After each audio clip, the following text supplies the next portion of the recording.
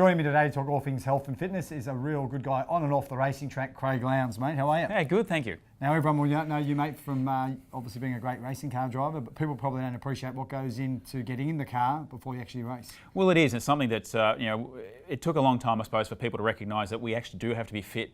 We sit in a sauna. So inside a race car, we sit in probably 65 to 70 degrees at any certain time for about an hour and a half to 2 hour duration. So for us, it's all about longevity, endurance, and obviously the fatigue side of all that side of it comes into it. And can you give the people out there a bit of a view on just even the gear stick? There's 12 kilos worth of pressure there, the brakes, how much strength is required? Well, it is. The car is obviously a purpose-built race car, so it's not like a road car. So even the steering weight's probably twice, 3 times as heavy as a normal car. The gear lever, we have a gear cut, but you've got to activate 12 kilos of force before it activates. So every time you pull a gear, it's 12 kilos of force. How many times do you do that in a race?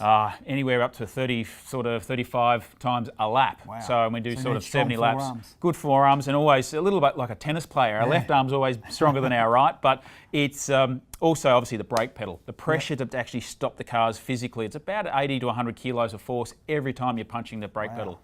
And so I suppose endurance as well, being able to be fit so you don't get fatigued in the mind because you have to be sharp is important. Well, you do, and it's something that we also look outside the square. So for me, and probably appreciate it, that your body gets immune or used to doing one certain of training. So you try and sort of change it up over the times, every 6-8 weeks, whether it's cross training, whether it's push bike riding, mountain biking. I use motocross, which sounds strange, but I fatigue, I get arm pump and everything else. So you mentally got to just kind of keep focusing on using the lines, thinking about where you are, what gears you're in. You're still operating a clutch, brake and a throttle. So mentally it's all the same sort of process of what you go through in a car. I like what you said then about doing stuff that you enjoy. So going mountain biking, something you're really passionate about? Well, it is. The last couple of years we've sort of got into it, and it really, for me, I've ridden road bikes all the time on the road, but then to get off the beaten track, to actually then, again, sort of simulate, you always keep focusing on what's in front of you, and then, of course, making that split-second decision about left, right, round a tree, over a jump, and it's all those things that in a race car, you've got to make those split-second decisions. So,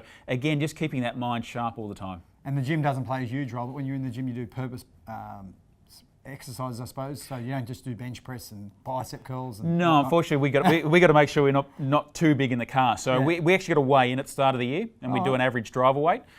So for us, it's with all our kit on, which is an extra 5 kilos of weight, helmet, gloves, boots, suit. So you've got to come in at around about the 86 to 88 sort of kilos, which thankfully for me, I've been able to maintain that. So really, if you're over it, obviously you get penalised in the sense of carrying extra weight. If you're under, you've got to put lead in the car. So they're trying to keep an average or a bit of a balance across the drivers. We've got some jockeys, we've got some bigger guys.